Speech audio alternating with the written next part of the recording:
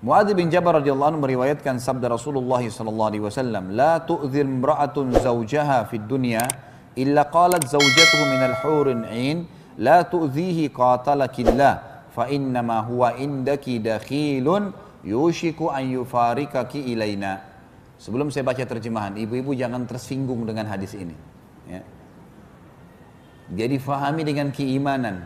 Karena memang ini sabda Nabi SAW. Saya bilang tadi kehidupan di akhirat adalah poligami. Dan di dunia setiap istri disuruh menjadikan suaminya sebagai penyebab masuk surga. Ada seorang ibu telepon saya kemarin, dia berkata, "Ustadz, saya mau bertanya sesuatu yang penting." Baik, silakan. Kebetulan saya lagi ada waktu lowong. Dia bilang, bagaimana hukumnya kalau seorang wanita izin sama suaminya untuk ngurus anaknya. Jadi rupanya ibu ini pernah punya dari suami yang lain, punya anak, suaminya bengkalaikan. Lalu dia nikah lagi. Jadi janda nikah lagi sama seorang laki-laki. Maka anak-anaknya ini tinggal bersama ibunya. Jauh dari dua kota di Indonesia ini yang berjauhan. Kemudian dia lihat anaknya ini nggak ada yang urus, tinggal sama ibunya, nggak terurus, ayahnya juga nggak peduli. Maka dia pamit sama suaminya, minta mau lihat anak-anak itu. Diizinkanlah 2 minggu. Dia bilang, saya diizinkan 2 minggu Ustaz. Tapi setelah saya pergi ke kampung saya itu, ke kota saya itu, kemudian saya urus anak saya, sekarang sudah sampai setahun. Saya nggak pulang-pulang, gitu kan. Terus suaminya marah. Ternyata dia bilang, pertama dia kasih contoh orang lain, gitu. Tapi saya tangkap ini adalah masalah beliau. Maka suaminya marah, gitu. Apakah sekarang istrinya berdosa, atau istri boleh nggak lebih memilih anaknya daripada suaminya? Bagaimana jawabannya? Saya bilang yang pertama, kalau ibu yang hadapin masalah ini, maka jawaban saya buat ibu nih. Karena saya tahu ini masalah sebenarnya sedang dihadapin. Dia bilang, iya saya yang hadapin Ustaz. Baik. Kalau ini ibu yang hadapin, sekarang ini, detik ini, setelah tutup telepon dari saya, telepon suaminya minta maaf. Itu dulu pertama. Telepon, minta maaf, kenapa melanggar sampai setahun? 2 minggu, nggak bisa lebih daripada itu. Jangankan anaknya ibu, orang tuanya ibu, ayahnya ibu, ibunya ibu sendiri. Kalau suami izinkan 2 minggu lalu mereka cuma masih menahan, suami bilang nggak bisa, tidak boleh secara syar'i. Ini hukum Allah, bukan hukum manusia, nggak boleh dibantah. Allah telah jadikan suami ibu adalah di atas segala-galanya. Ibu renungin hadis Nabi SAW, awal amal yang dihisab bagi wanita pada hari kiamat adalah sholatnya dan hubungannya dengan suaminya. Ini luar biasa nih. Habis sholat, masalah sama suamimu bagaimana? Bukan masalah sama orang tuanya, bukan masalah sama anaknya. Artinya, sholatnya lolos, urusan suaminya lolos, yang lainnya jadi mudah. Renungi hadis itu. Yang disuruh ibu tanggung jawab adalah suami. Anak itu nomor 2. Itu dulu. Kemudian hadis Nabi SAW, wanita manapun yang meninggal dunia lalu suaminya ridha, kecuali akan masuk ke dalam 8 pintu surga yang manapun dia inginkan. Sekarang apa susahnya ibu-ibu? Saya kadang-kadang bahasakan sampai istri saya juga. Apa susahnya menjadikan figur suami itu, kemas dia baik-baik orang ini, layani, siapin makannya, minumnya, cari ridhonya, itu saja. Tunggu mati masuk surga dari 8 pintu surga, pilih yang mana ibu mau. Orang bapak ibu sekalian, bapak-bapak terutama renungin ya. Kita sebagai laki-laki, untuk mendapatkan pintu 8 di surga itu pintu 8 pintu tertinggi. Derajat tertingginya surga Firdaus namanya. Di sana 4 golongan, para nabi-nabi. Ini bapak-bapak sama saya sudah tertutup peluang ini. Nggak ada lagi peluang jadi nabi, nggak mungkin.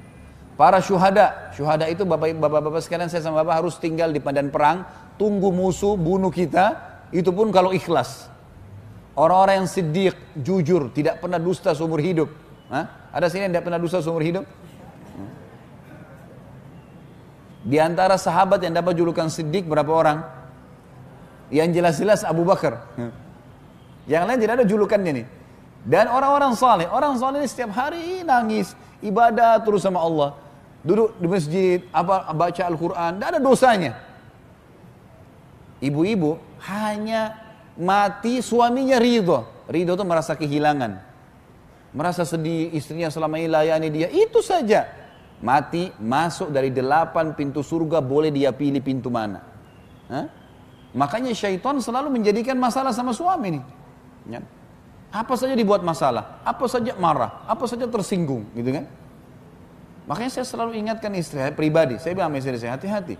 Hati-hati syaitan masuk ke pintu-pintu yang kadang-kadang tidak perlu marah, tidak perlu cemburu, tidak perlu iri. Tapi masuk syaitan, karena merusak. Kunci kamu di saya, kalau saya ridho selesai nih. Urusannya semua selesai. Kenapa nggak kemas baik-baik suami menjadi manusia, menjadi penyebab saya masuk surga? Bukan karena dia, tapi karena Allah. Jangan berkeluh kesah terlalu banyak. Kalau suaminya zalim, doakan. Kalau memang dia fasik, buruk, memang boleh. Pindah ke suami yang lain, minta kepada Allah diberikan orang yang saleh. Bisa, supaya kita menghabiskan umur kita pada hal yang positif, gitu kan? Pada hal yang baik, itu yang kita maksudkan.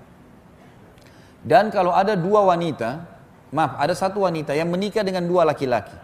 Misal, ini contoh kasusnya saja, hadis Ummu Salamah radhiyallahu anha. Beliau mengatakan, ya Rasulullah, kalau ada seorang wanita memiliki dua suami, suami yang pertama meninggal, bukan cerai, kita tidak bahas masalah cerai, suami pertama meninggal, kemudian menikah lagi dengan suami yang kedua. Kira-kira di surga nanti bersama dengan yang mana? Sebentar, saya tidak minta jawaban. Saya yang akan memberikan jawaban. Apa kata Nabi SAW? Dia akan bersama dengan yang paling baik akhlaknya dan ilmunya, imannya. Jadi yang dua orang ini bukan yang terakhirnya saja. Ada penjelasan masalah terakhir, tapi riwayat ini lebih kuat. Menjelaskan kalau dua orang ini asal tidak cerai, mati suaminya, dia sudah nikah lagi sama laki-laki lain, maka dia akan ikut dengan yang paling baik akhlaknya. Jadi kalau yang meninggal pertama lebih baik, ya sudah dia ikut dengan yang pertama. Jadi saking besarnya pengaruh suami itu, ya, sampai nggak boleh keluar tanpa izinnya. Kan? Kalau meninggal dengan dia ridho masuk surga, melayaninya. Apa kata Nabi SAW? Wanita manapun yang menjaga 5 waktu sholatnya, nggak disebutin sholat sunnah. Azan, subuh, duhur, asar, maghrib, isya. Kalau ibu mengerjakan sunnah itu plus, akan ada banyak tambahan. 5 waktu sholat, azan 10 menit. Puasa Ramadan, nggak diikuti dengan puasa sunnahnya. Puasa sunnah berarti plus, hanya Ramadan. Dan melayani dan mentaati suaminya pada hal yang ma'ruf. Bukan pelanggaran agama. Temani saya, ayo ke ibu yuk, ayo ke ayah yuk, ayo ke sini yuk. Iya, iya. Kecuali pada saat dia meninggal, dia pasti akan masuk surga. Dari 8 pintu surga dia bisa pilih yang mana dia mau masuk. Jadi fadilah yang sangat besar. Lalu untuk apa ibu-ibu membangkang nih? Untuk apa marah hanya karena lupa dibawain bunga kah, pesanan kah? Tidak sempat ditemanin ke acara perkawinan lah. Itu sesuatu yang kecil, urusan dunia. Bagaimana orang ini ridho, Tuhan saya ridho. Seperti kasus orang tua kita. Orang tua kita mau marah-marah, ya, mau dia orangnya buruk akhlaknya, kita sebagai anak harus bagaimana? Bakti. Nggak dibalas keburukan dengan keburukan. Kenapa? Karena Allah yang perintahkan. Jangan balas kebodohan dengan kebodohan. Keterpurukan akhlak dengan keterpurukan akhlak, ini salah. Gitu kan? Orang tua kita bagaimana kita harus buat baik. Kenapa? Karena Allah yang memerintahkan dan Allah gantungkan pahala yang besar situ. Sama kasus rumah tangga. Sama kasus rumah tangga. Tentu ini berlaku juga pada suami. Misalnya kata Nabi SAW, janganlah seorang suami yang mukmin, ya, membenci istrinya yang mukminah. Karena kalau dia tidak menyukai satu perilaku, dia masih bisa mendapatkan perilaku-perilaku yang lain yang baik.